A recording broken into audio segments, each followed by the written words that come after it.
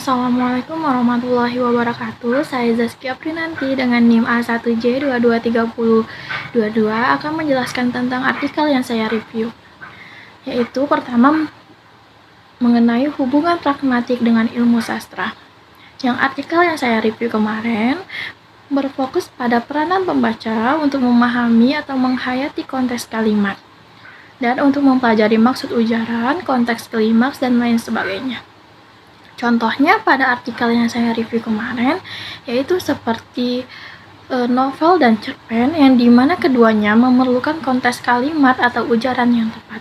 Tidak bisa asal-asalan penyebutan, tidak bisa asal-asalan konteks.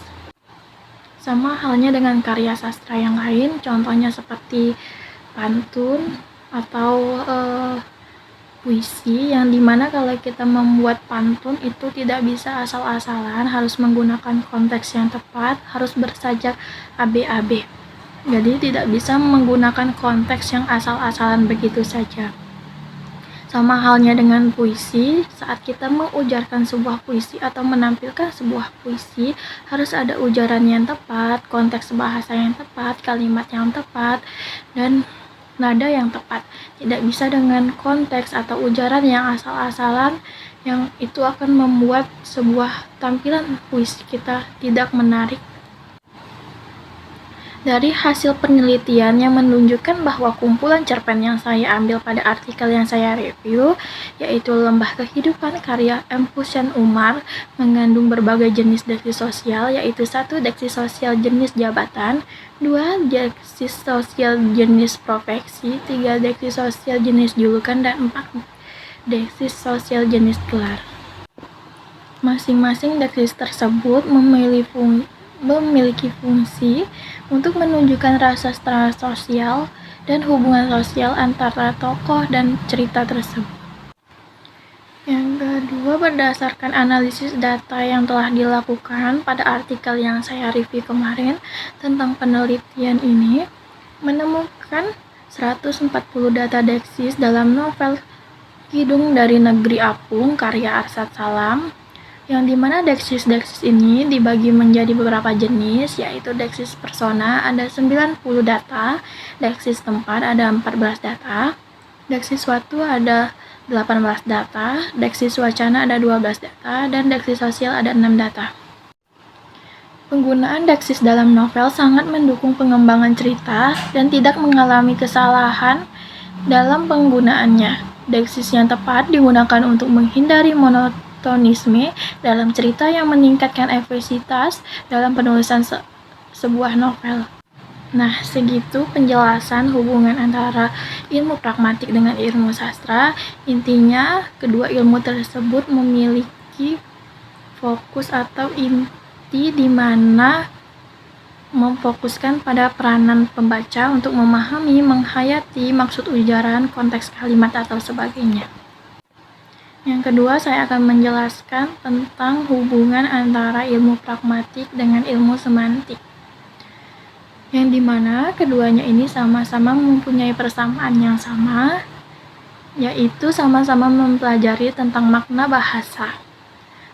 Perbedaannya, semantik mempelajari makna kata atau kalimat tanpa melihat konteks, sementara pragmatik mempelajari makna kata dan kalimat dengan melihat konteks. Contohnya pada artikel yang saya review kemarin, yaitu tentang tembang macapat. Tembang macapat itu sendiri bisa disebut sebagai nyanyian untuk oleh para ibu untuk menidurkan anaknya dengan cara bersenandung di daerah tersebut.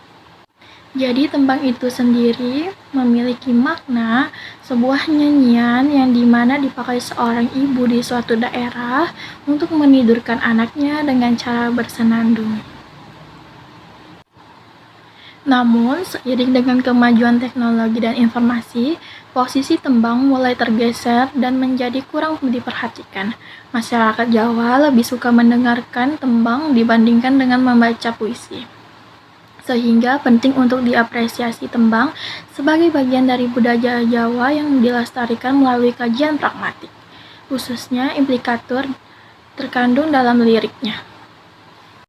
Jadi kesimpulannya, yaitu menekankan bahwa pelajaran bahasa Jawa melalui pendidikan apresiasi seni, khususnya tembang Macapat, sangat penting untuk mencapai tujuan pendidikan nasional. Hal ini bertujuan untuk mencerdaskan kehidupan bangsa dan mengembangkan generasi muda agar memahami dan mengapresiasi seni tradisi sebagai bagian dari budaya mereka sendiri. Tembang mengandung pesan-pesan filosofis, spiritual, etika, dan sosial yang dapat membentuk kesadaran jati diri, budaya, dan identitas bangsa. Dengan demikian, pentingnya untuk mengajak generasi muda untuk mendalami, memahami nilai-nilai tersebut agar budaya Jawa tidak punah dan tetap relevan di tengah perkembangan zaman yang modern. Penjelasan hubungan pragmatik dengan semantik yang kedua, yaitu pemahaman pragmatik, kategorisasi tindak tutur, peran konteks, konsep muka, dan relevasi prinsip konversif. Pragmatik sebagai ilmu multidisipliner, fokus pada tindak tutur, analisis makna konseptual, pentingnya konteks, dan lain sebagainya. Dalam konteks ini, pentingnya untuk memahami bahwa setiap penutur bahasa memiliki bimbingan genetik yang sama dalam penerimaan dan penerapan makna kebahasaan dalam masyarakat bahasa tertentu. Selain itu, kajian ini juga mempertimbangkan berbagai aspek seperti tindak tutur, konteks sosial, konsep muka, dan semuanya berkontribusi pada pemahaman yang lebih mendalam tentang interaksi linguistik dalam masyarakat. Dengan demikian, penelitian jurnal ini bertujuan untuk mendeskripsikan dan menjelaskan hakikat pragmatik, tindak tutur, konsep, dan konsep muka dalam pragmatik, serta bagaimana semua elemen ini saling berinteraksi dalam komunikasi sehari-hari. Yang ketiga, ada hubungan pragmatik dengan ilmu sosiolinguistik. Dari artikel yang saya review itu mempelajari tentang faktor sosial yang mempengaruhi makna bahasa dalam masyarakat atau daerah. Contohnya pada bahasa tabu. Bahasa tabu itu sendiri adalah bahasa yang jarang digunakan atau dilarang digunakan atau bisa juga disebut bahasa pamali, yang dimana bahasa tabu tersebut memiliki istilah, kotoran, kelainan atau kekurangan, bisa diungkapkan dalam keadaan candaan atau keadaan kondisi marah, atau biasanya diungkapkan dalam kondisi candaan atau dalam kondisi marah atau emosi.